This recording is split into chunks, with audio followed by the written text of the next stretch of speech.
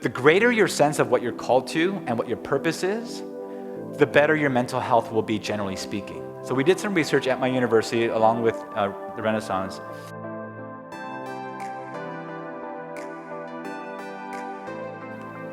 I was recently, I told you about this briefly, some of you in the youth, I think I told you about this briefly before, but there's a friend of mine, her name is Dr. Park, and she and I have been friends for some 20 years. She's been practicing adolescent psychiatry for about 15 years. And one time we were just, my wife, she and a couple friends, we were just hanging out at their place, and we were just working away and just taking breaks and stuff like that. And then I asked her a question. I said, Esther, what would you wish on some of you guys might remember this, what would you wish on every 14-year-old in America, so that maybe, let's just say 10 years later, they wouldn't have to visit your office as a psychiatrist, right? What would be your one or two wish for every teenager? And parents, I hope you get this, and teens, and everyone in between. And that's this. She said, she thought about it for like 30 seconds. She's like, just one or two things? I said, yeah, just one or two, right? I don't have time. I'm just kidding. I said, just one or two things. And she thought about it for half a minute, and then she goes, identity and autonomy. I was like, break that down a little bit. Identity. How we are made and we are made for. We're made in the image of God, that's our identity, and we're made for relationship with God. Until we get the fact that we are His friend, His child of the King, we are going to be messed up. She said, if they get identity, if they get who they are, if they get self-awareness, sex, drugs, all other things, peer pressure won't be as strong because they know whose they are and who they are in Christ. They know who they are. They got their identity. Don't you guys think, like, the reason why we try to look prettier every day, the reason we try to work out and look better and we try to be cool at school and all the rest, is because we want to be accepted. But can you imagine someone who says, you don't have to look any prettier than you are. You don't have to be any cooler than you are. I already love you 100% for who you are. You don't have to try. Don't you think that's what's driving us to do what we do? And by the way, it doesn't stop at 14, right? Some of us at many years later, in their 40s or whatever, I'm at 40s, we do the same thing. We try to shore up our weaknesses. We don't want people to see, whether it's the acne on our faces or the acne of our hearts. We don't want people to see that. And so we cover things up, and we do a good job on Instagram and other places, right? But can you imagine, you're so free. The freest people are those who know they're fully accepted by Christ. Sin, crap, and all. Can I say that C word in church? And all.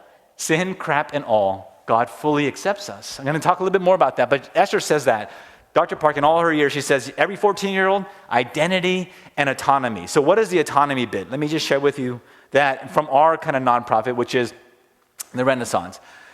I think each of you has a calling from God. And that mission of God on your life is also going to free you up. You're not going to be distracted. Nintendo Switch is fine. I believe there's a place for recreation, leisure, and all the rest. But you're going to be so caught up with the mission of God. I'll just be honest with you. This morning I woke up very early from Orange County to drive all the way here to this county. And when I got here, and when I woke up, my alarm, and I'm honest with you, the first thing I was like, there was a sigh, super early, right?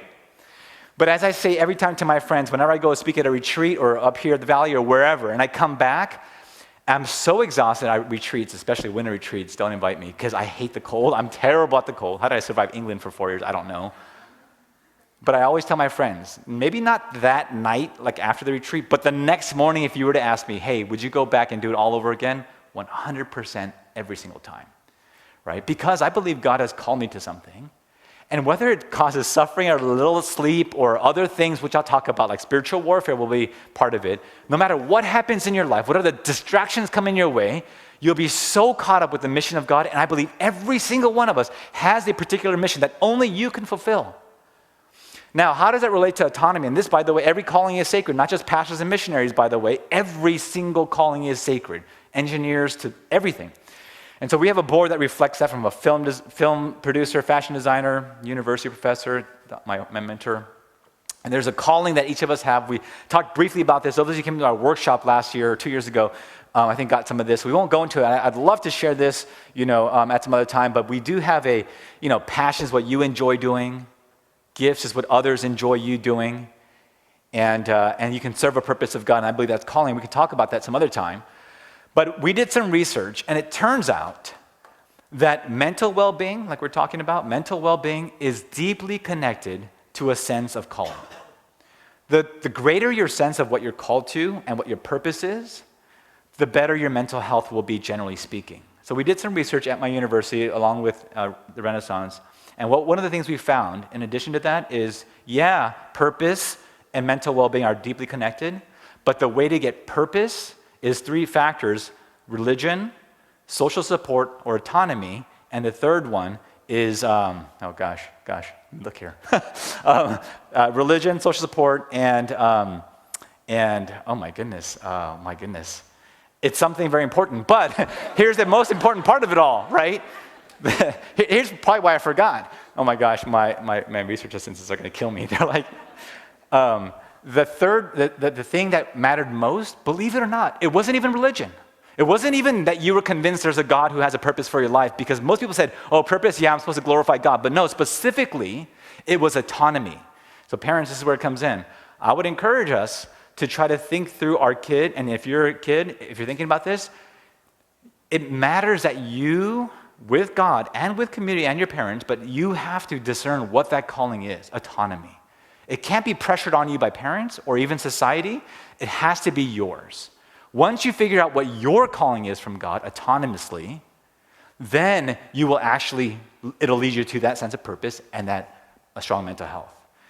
Because it's far too long that we as parents have told our children what they should be, and that's why we see a lot of, like Jeremy Lin is an example, and his friends too at Palo Alto High School. You guys can read, some of you guys know about that article where he writes about that, right? When you have your own sense of autonomy, your own sense of calling from God, yes, with input from parents and mentors and, right, community, but it has to be discerned between you and God, because it's going to last you, God willing, 70 years further from here, right? Now I'm curious what the third thing is too. What is it? Social support is the thing about having, no, you're exactly right. Awesome, thank you. Social support meaning mentors. Mentors need to help guide. You need to have social support too. But the number one of the 3 factors was autonomy, was the middle one. That was the one that you see with the correlation on the bottom middle graph there. Okay, it has the highest correlation. Okay, thanks brother, I owe you one.